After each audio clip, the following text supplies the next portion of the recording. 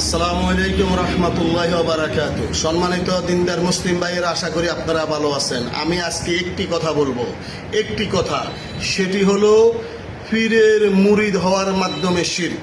পীরের মুরিদ হওয়ার মাধ্যমে শিরক।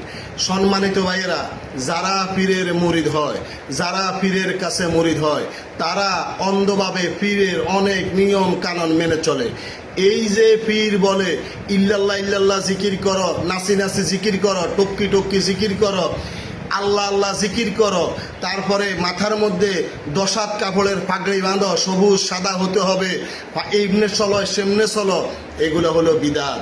পীরের তরিকা মতো চলা, পীরের সুন্নাহ মতো চলা বিদাত।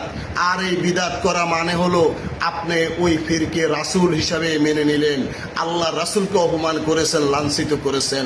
অতএব পীরের মুরিদ হওয়া হারাম।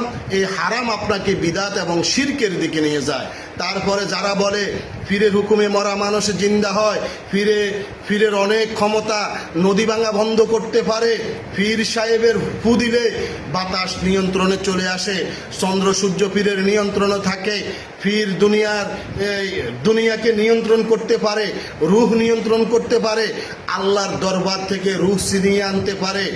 রূহ তাদের কথা শুনে তারা পীরকে রব হিসাবে স্বীকৃতি দিল, তারা পীরকে রব হিসাবে স্বীকৃতি দিল। তাই যেই ব্যক্তি পীরকে রব হিসাবে স্বীকৃতি দিল সে মুশরিক হয়ে গেল।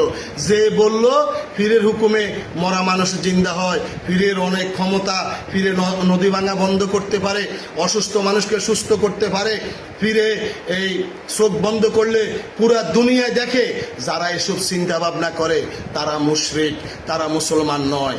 তাই আমি অনেক সময় বলি, বাংলার কোনো পীর অথবা কোনো পীর পৃথিবীতে পীরেরা মুসলিম হয় না, কোনো পীর মুসলিম হয় না, আর কোনো মুসলিম পীরের মুরিদ হয় না।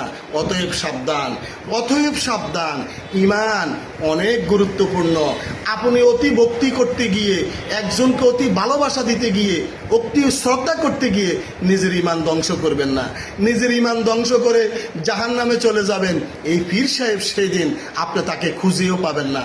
অনেকে বলে পীর সাহেব জাহাজ নিয়ে যাবে, পীরের 126 তরিকা, এই তরিকা সেই তরিকা নিয়ে যাবে। এত সহজ না, কারণ সেদিন পীরের হুঁশ থাকবে না, আপনারা বলেন পীরের সুপারিশ করবে, কিভাবে সুপারিশ করবে? পীর কি জান্নাতি? পীর জান্নাতে গেলে না আল্লাহ হয়তো বা তাকে সম্মান করে বলবে তুমি 4-5 জনের জন্য সুপারিশ করো, জান্নাতে না গেলে কিভাবে বলবো? অতএব সাবধান। ঈমান আপনার, সিদ্ধান্ত আপনার। আসসালামু আলাইকুম ওয়া রাহমাতুল্লাহি ওয়া বারাকাতুহু।